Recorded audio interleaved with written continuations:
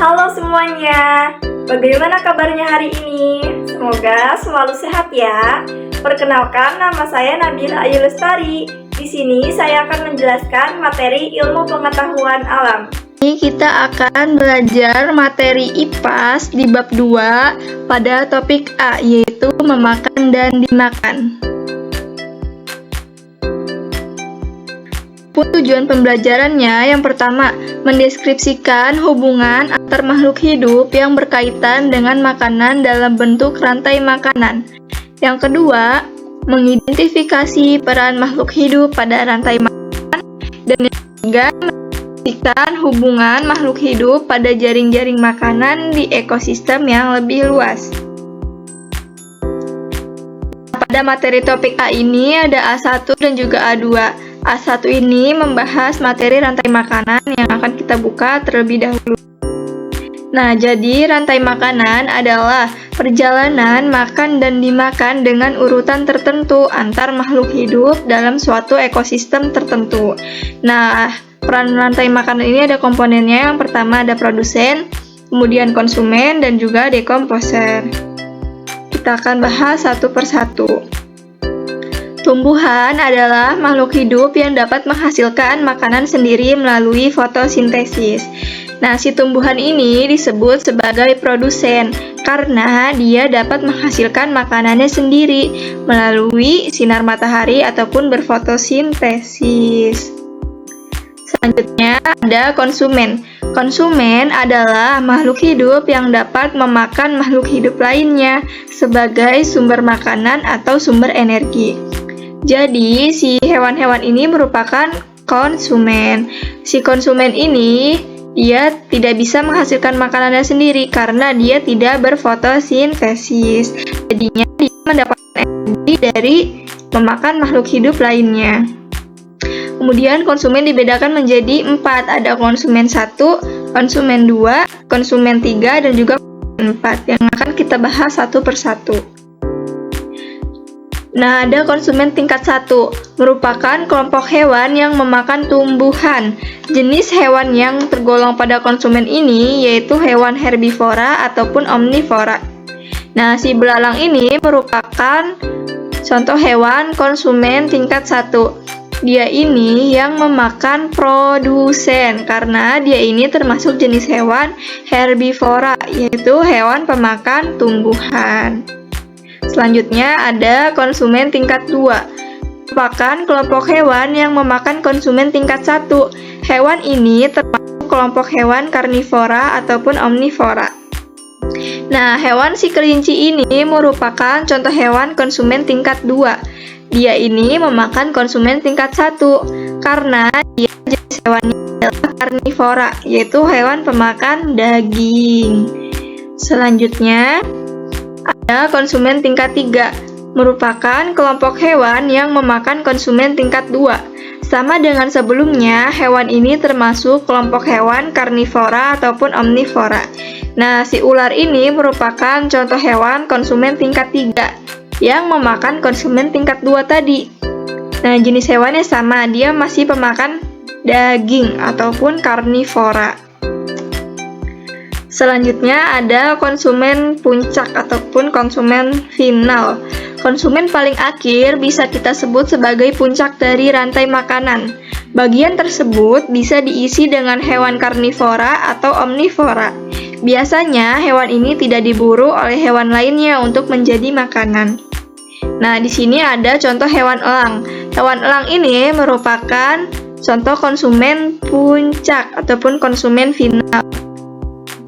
Nah, si elang ini merupakan jenis hewan karnivora, yaitu hewan pemakan daging. Nah, si elang ini tidak bisa diburu oleh hewan lainnya untuk dijadikan makanan. Tapi umumnya dia mati ini karena predator ataupun karena usianya yang sudah tua. Oke, selanjutnya ada dekomposer. Lalu siapa yang akan memakan elang? Nah, bakteri dan jamur merupakan contoh dekomposer. Ketika makhluk hidup mati, tubuhnya akan membusuk dan diurai oleh dekomposer. Hasil penguraian ini akan membentuk humus dalam tanah. Humus dibutuhkan tumbuhan untuk tumbuh dan menghasilkan energi bagi makhluk hidup lain. Sehingga proses makan dan dimakan dalam suatu ekosistem menjadi siklus yang terus berputar. Nih, contohnya ini jamur. Jamur ini adalah si dekomposer. Dia ini menguraikan makhluk hidup yang sudah mati. Kemudian dia akan menghasilkan tanah humus. Nah, si tanah humus ini penting untuk tumbuhan. Karena kita sebagai makhluk hidup itu perlu makhluk hidup lainnya. Sehingga peran rantai makanan ini akan menjadi siklus yang terus berputar. Selanjutnya ada rantai makanan di ekosistem kebun. Dari penjelasan yang sudah saya jelaskan tadi, dapat digambarkan sebagai berikut. Tumbuhan dimakan oleh belalang. Belalang dimakan oleh kelinci. Kelinci dimakan oleh ular. Ular dimakan oleh elang. Dan elang akan diuraikan oleh si jamur. Kemudian si jamur ini hasil penguraiannya akan membentuk humus yang penting untuk tumbuhan. Nanti hasil penguraian ini akan kembali lagi ke tumbuhan. Tumbuhan akan dimakan lagi oleh si belalang. Jadi, rantai makanan ini akan terus berputar ya teman-teman.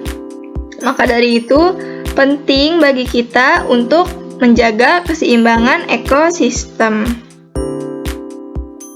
Selanjutnya ada rantai makanan di ekosistem laut. Pada ekosistem laut yang berperan sebagai produsen adalah tumbuhan yang tidak terlihat oleh mata kita. Namanya fitoplankton dan jumlahnya sangat banyak di laut. Selain fitoplankton, rumput laut dan lamun juga termasuk produsen di ekosistem laut. Organisme ini hidup di permukaan air laut karena butuh sinar matahari untuk fotosintesis. Jadi, rantai makanan itu tidak hanya terjadi di darat saja, di laut pun ada rantai makanan. Nah, si rantai makanan di laut juga membutuhkan sinar matahari untuk berfotosintesis. Kemudian ada ini fitoplankton, ini berperan sebagai produsen.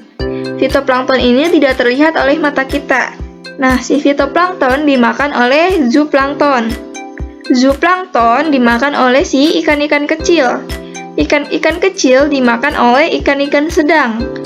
Ikan-ikan sedang dimakan oleh ikan-ikan besar seperti hiu ataupun paus. Oke, selanjutnya ada contoh rantai makanan pendek. Rantai makanan tidak selalu terdiri dari urutan atau proses yang panjang.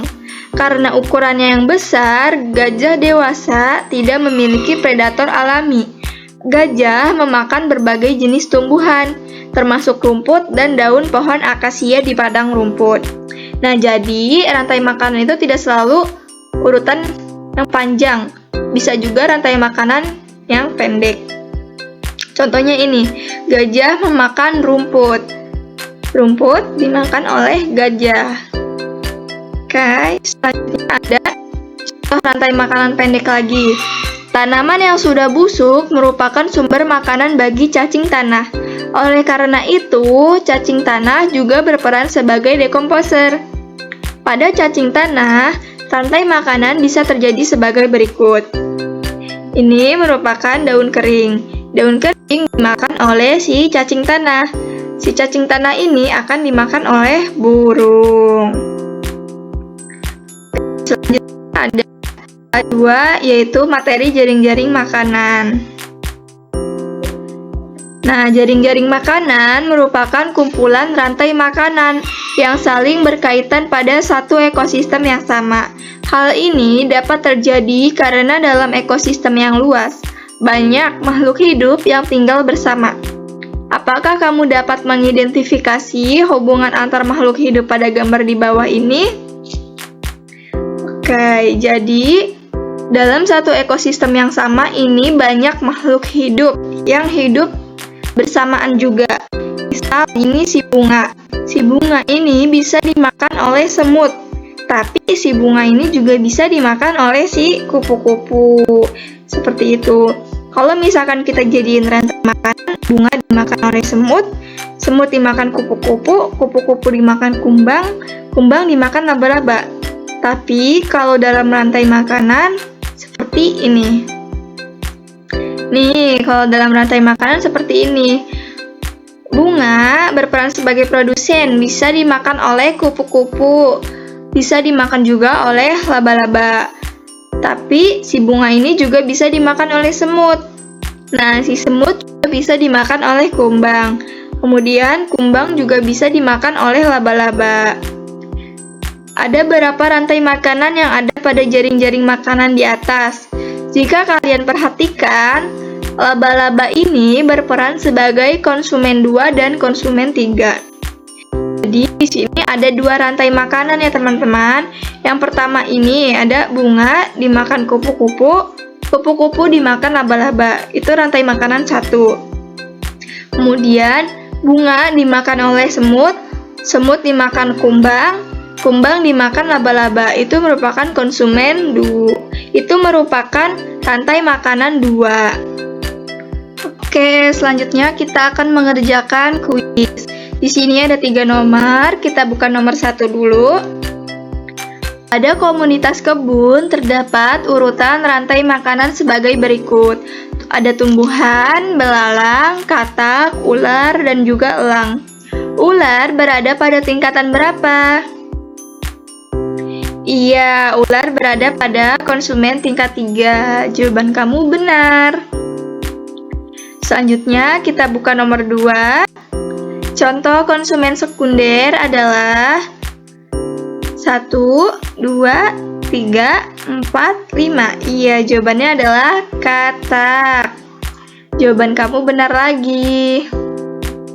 Selanjutnya nomor 3. Jika populasi katak menurun, maka populasi titik-titik-titik akan meningkat. Nah, posisi hewan ini berada sebelum katak. Adalah, iya, jawabannya belalang. Jawaban kamu benar lagi. Nah, selanjutnya, untuk mengukur sejauh mana pemahaman kalian terhadap materi, silakan kerjakan kuis di samping ini ya teman-teman. Nanti link kuis word wall ini akan saya bagikan di kolom deskripsi ataupun kolom komentar.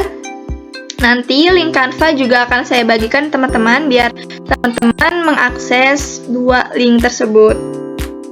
Nanti di sini tinggal klik saja mulai, dia udah otomatis masuk ke word wall-nya langsung bisa dikerjakan. Oke, selanjutnya sekian, terima kasih. Semoga apa yang saya sampaikan bisa bermanfaat dan mudah dipahami oleh teman-teman semua.